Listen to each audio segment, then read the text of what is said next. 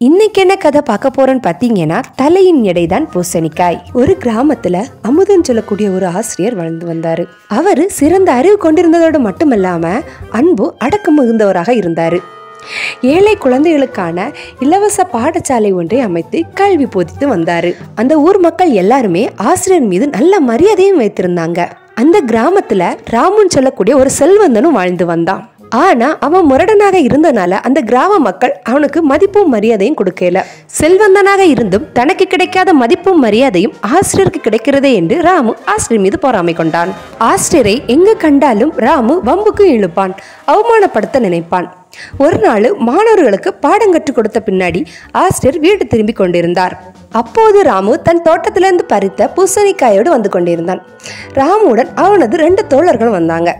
ராமுவை அவனது தோழர்களையும் கண்ட ஆசிரியர் ஒதுங்கி நடந்தார். ஆனால் அவர்களோ, என்ன அமுதன், பள்ளிக்கூடத்திலிருந்து வருகிறீர்களா என்று வழியை மறித்து கேட்டு வம்பிழுத்தனர்.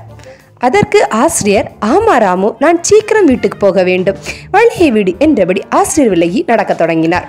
அதற்கு ராமு சொன்னான், நீங்க பெரிய அறிவாளி என்று எல்லோரும் பேசிக்கொள்கிறார்கள், அப்படியானால் நான் கேட்கும் கேள்விக்கு பதில் சொல்லுங்கள் அப்படின்னு ராமு ஆசிரியரை பார்த்து பேசினான். உடனே ஆசிரியரை பார்த்து ராமு சொன்னான், இந்த கேள்விக்கு மட்டும் நீங்க சரியான பதில் சொல்லிவிட்டா உங்க வழிக்கே நான் வரமாட்டேன் அப்படின்னு வீம்பாக பேசினான். உடனே ஆசிரியர், சரி, உன் கேள்வி என்னவென்று கேளு ராமு, எனக்கு நேரம் ஆகிறது என்றார் ஆசிரியர். உடனே ராமு பேச தொடங்கினான்.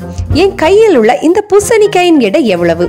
நீங்கள் சொல்லும் எடை சரியாக இருக்கிறதா என்று நாங்கள் நிறுத்து பார்ப்போம். அப்படி நீங்கள் சரியாக சொல்லாவிட்டால் நீங்கள் முட்டாள் என்று ஒத்துக்கொள்ள வேண்டும் என்று தீவிரமாக பேசினான் ராமு. உடனே ஆசிரியர் ஒரு கணம் யோசித்தார். ராமு, இந்த பூசணிக்காய் உன் தலையின் எடைக்குத்தான் இருக்கிறது, வேண்டுமானால் நிறுத்து பார்த்துக்கொள் என்று பதில் சொன்னார் ஆசிரியர்.